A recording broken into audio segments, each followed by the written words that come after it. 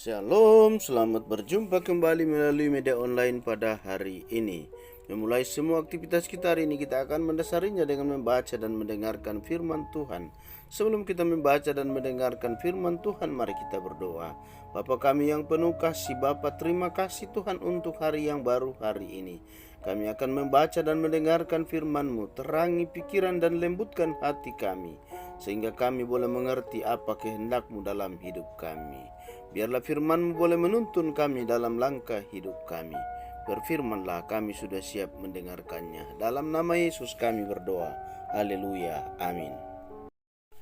Firman Tuhan hari ini kita akan baca dari Yesaya 8 ayat 11 sampai 22 yang berbunyi demikian. Sebab beginilah firman Tuhan kepadaku ketika tangannya menguasai aku dan ketika ia memperingatkan aku supaya jangan mengikuti tingkah laku bangsa ini.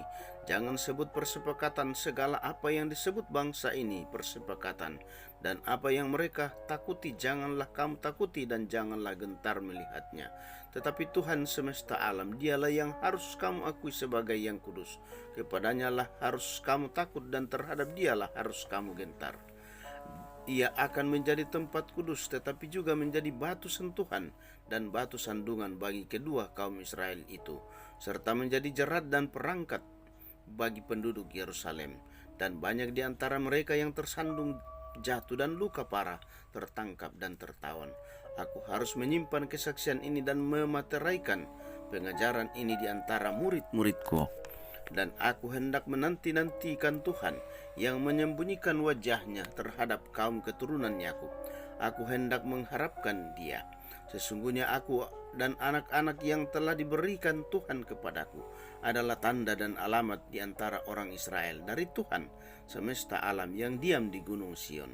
Dan apabila orang berkata kepada kamu, mintalah petunjuk kepada arwah dan roh-roh peramal yang berbisik-bisik dan kumat kami, maka jawablah, bukankah suatu bangsa patut meminta petunjuk kepada Allahnya? Atau haruskah mereka meminta petunjuk kepada orang-orang mati bagi orang-orang hidup? Carilah pengajaran dan kesaksian. Siapa yang tidak berbicara sesuai perkataan itu, maka baginya tidak terbit pajar.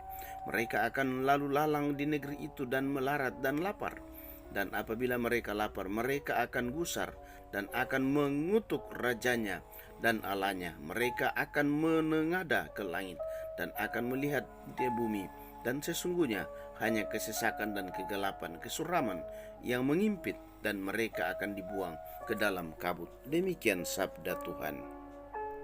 Tuhan memberkati dan melindungi kita saat ini kekal selama-lamanya. Haleluya. Amin.